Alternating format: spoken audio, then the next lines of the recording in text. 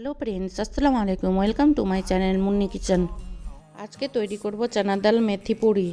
এখানে প্রায় 100 গ্রামের মতো মেথি শাক হবে। মেথি শাকটা ভালোভাবে ধুয়ে কেটে নিয়েছি। 100 গ্রামের মতো চানার ডাল 3 ঘন্টা আগে ভিজিয়ে রেখেছিলাম। এবার ভিজিয়ে রাখা চানার ডালটা একটা মিক্সিং জারের মধ্যে দিয়ে দেব।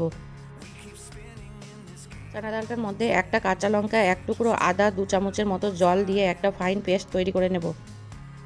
দেখুন এইরকমভাবে চানা ডালের পেস্টটা একটা পাত্রে ঢেলে নেব।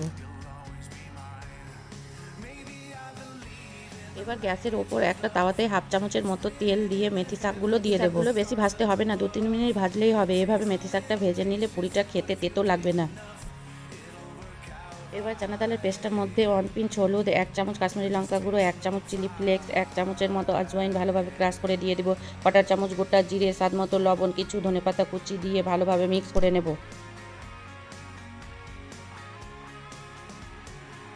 মিক্স করা হয়ে গেলে এবার মেথির শাকগুলো দিয়ে দেব।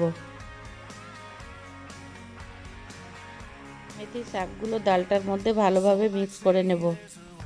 এবার ডালের পেস্টটার মধ্যে গমের আটা দিয়ে ভালোভাবে মেখে একটা রুটির মতো ডো তৈরি করে নেব।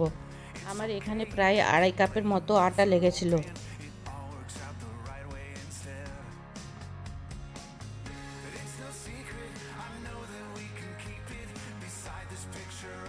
আটা মাখানো হয়ে গেছে ভালোভাবে। এবার ডোটার উপরে হালকা একটু তেল দিয়ে ভালোভাবে লাগিয়ে ঢাকনা দিয়ে 20 মিনিটের মতো রেস্টে রেখে দেবো। 2 মিনিট পর আটাটা আবারও ভালোভাবে মেখে ছোট ছোট করে লিচি কেটে নেব।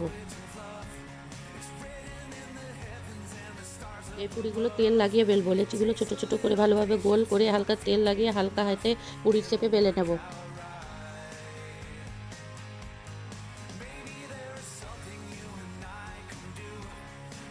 দেখুন এইরকম করে আগে থেকে একটা কড়াতে তেল গরম করতে দিয়েছিলাম। এবার বেলে রাখা পুরিটা দিয়ে দেব।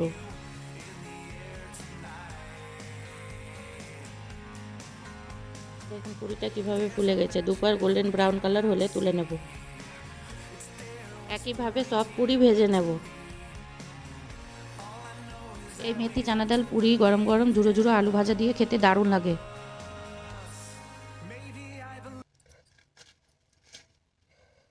দেখুন পুরিগুলো কতটা ক্রিস্পি হয়েছে, খেতে দারুণ হয়েছিল। আমার রেসিপিটি ভালো লাগলে আমার চ্যানেলটি সাবস্ক্রাইব করে লাইক কমেন্ট শেয়ার করে দিবেন প্লিজ।